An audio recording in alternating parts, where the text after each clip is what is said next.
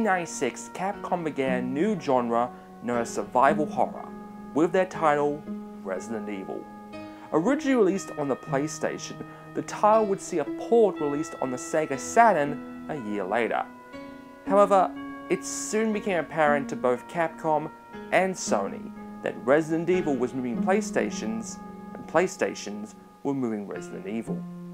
With the title selling over 4 million units, it was clear the PlayStation had its first real system seller. The Saturn, however, wasn't selling, and its 3D architecture was a mess compared to Sony's. And so, when Resident Evil 2 was released in early 1998, it did so as a PlayStation exclusive. But that didn't mean that Saturn was deprived of all survival horror, as 6 months later, a game would come out that would take your breath away.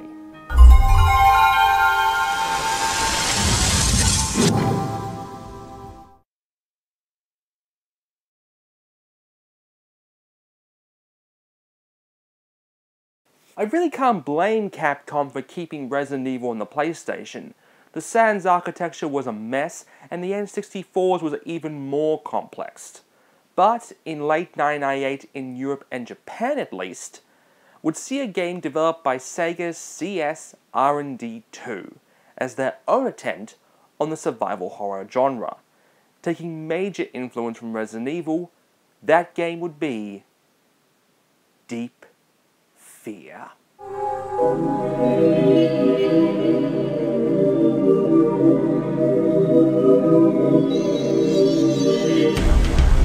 Pacific Standard Time, 18 hours and 37 minutes, an unidentified flying object emitting a regulatory signal crashed into the Pacific Ocean.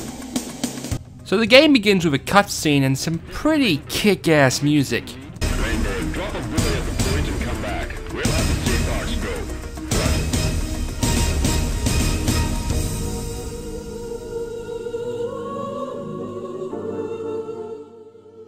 The composer for Deep Fear is none other than the legendary Japanese composer Kenji Kawai. His presence in this game is such a big deal that his name is the first one you see as you boot up the game. Set at a research facility in the Pacific Ocean known as the Big Table, you play ex-Navy SEAL and emergency rescue service member John Mayer, who is sent to investigate after a Navy submarine crashes at the Big Table. What he and his assistant Mookie find is beyond crazy.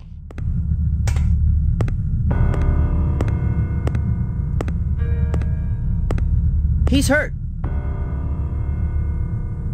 Hey, you okay?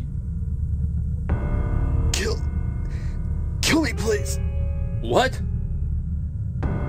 Kill me, please.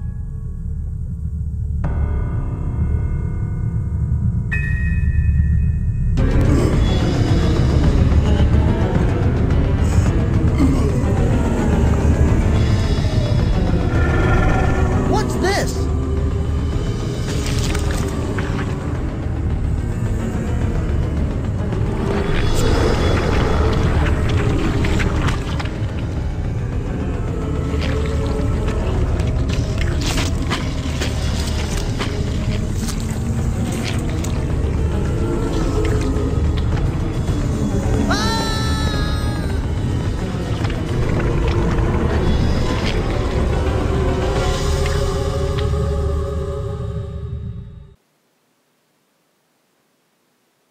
Whoa.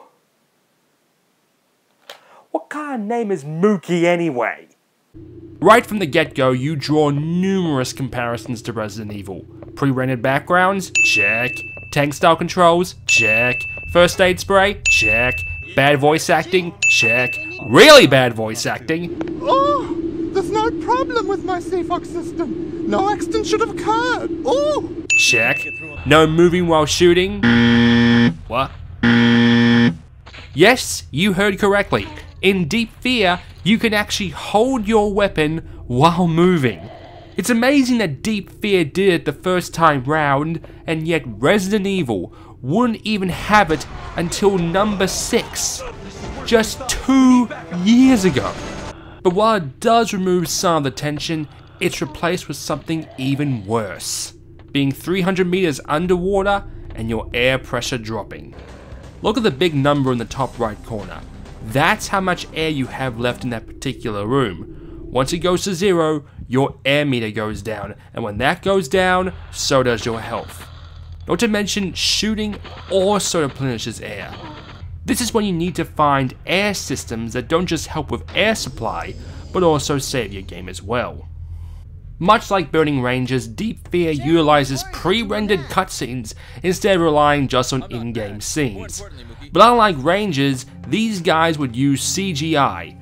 While revolutionary back then, who the hell am I kidding? This stuff looked terrible! I mean, this was 3 years after Toy Story, and that monkey, oh my god. Whoa. Your boyfriend? But I do have to give major props for the creature design. These absolutely twisted designs were the work of famed Japanese artist Yasushi Nirasawa. Much more original than zombies. I wouldn't say the game is any scarier than the earlier Resident Evils, but the story is just as crazy. But if you're able to find this game, I would recommend picking it up. Of course, that's very unlikely.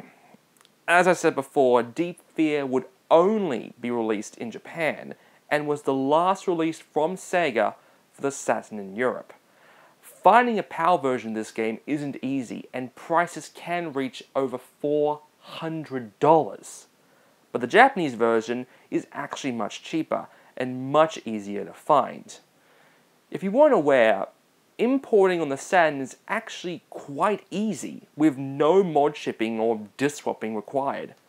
All you need is this, an action replay card that goes into the slot at the back of your Saturn. And bam. You can easily still buy one of these from places like PlayAsia. Sadly though, it seems very unlikely that Deep Fear will ever see a sequel. But in some good news, Resident Evil 2 would finally see a Sega release on the Dreamcast, alongside the exclusive Code Veronica. The Saturn was home to many new and original franchises from Sega, but there was one franchise in particular that would begin on the Saturn and give us 3 titles, with one of them being, in my opinion, one of the greatest games of all time, which we'll discuss next time. See you then. This is terrible! My masterpiece is ruined! Oh, what am I gonna do?